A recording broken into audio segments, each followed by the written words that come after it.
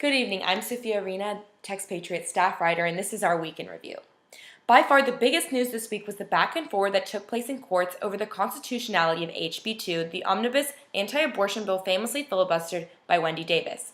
On Monday, Judge Lee Yekiel, a federal district court judge in Austin, ruled that key components of the bill place an unconstitutionally undue burden on a woman's right to terminate her pregnancy, as affirmed by the Supreme Court in Roe v. Wade. Proponents of the legislation, led by Attorney General Greg Abbott, appealing this ruling, asked the federal appeals court to temporarily stay the decision until a final appeal could be argued. The appeals court agreed, leaving the law in place at least in January. In response, a plethora of women's clinics either closed or discontinued abortions throughout Texas, including 9 just this past Friday. Among the closures was the last clinic west of San Antonio in the state, as well as the last in the Rio Grande Valley. In other statewide news, the Court of Criminal Appeals, Texas's last resort on criminal matters, ruled a 2005 law unconstitutional that prohibits lewd communication with minors on the internet. While the defendant in this particular case was a would-be predator exchanging explicit messages with a teenager, the court reasoned that the law was unconstitutionally vague by possibly incriminating messages sent without malice. The decision drew the ire of many in the nominally socially conservative Texas, whose legislature passed the law overwhelmingly. As the second week of early voting came to a close, the recently enforced Voter ID Act continued presenting challenges for many throughout the state. Both gubernatorial candidates Attorney General Greg Abbott and State Senator Wendy Davis were required to sign affidavits attesting to their identities because of minor discrepancies between the name on the driver's license and voter registration, typically involving whether the middle name was spelled out.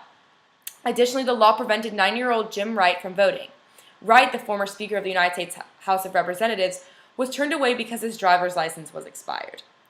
In county news, Embattled Family District Court Judge Denise Pratt received more bad publicity this week as the Houston Bar Association ranked her as by far the worst judge in the Houston area.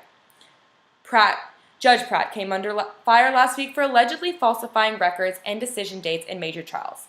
An investigation is underway. In city news, Mayor Annise Parker was appointed by President Obama to serve on a special White House task force for climate preparedness and resilience.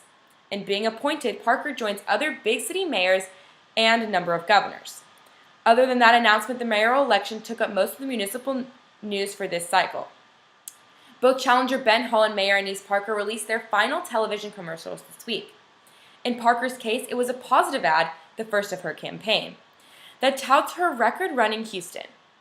Taking credit for the economic boom in Houston is a risky strategy that has thus far received mixed reactions. Hall, meanwhile, released an ad that focused on his biography.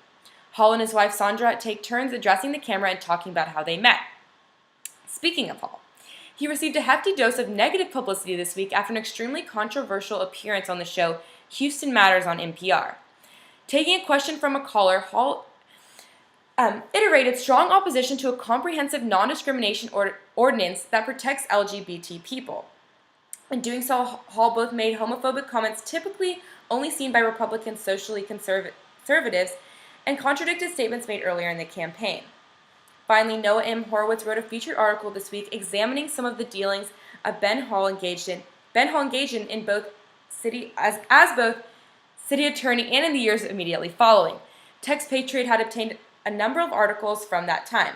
Among the biggest connections was that Hall nearly immediately received a job in a law firm with pending litigation at the city after leaving his post at City Hall. The conflict, while not illegal in any way, is an example of the unethical behavior Hall has been slamming Mayor Parker for allegedly condoning this campaign.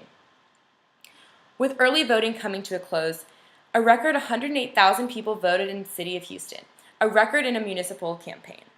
However, many observers predicted this inflation was only due because it was early voting and would be offset by a lower than average turnout on Election Day. On Election Day, George Bailey and Noah M. Horowitz will be live streaming election return coverage from Boston, while I will be live reporting from Annise Parker's watch party in downtown Houston. We look forward to Tuesday night. Until then, I'm Sophia Arena, and this is Texpatriate's Week in Review.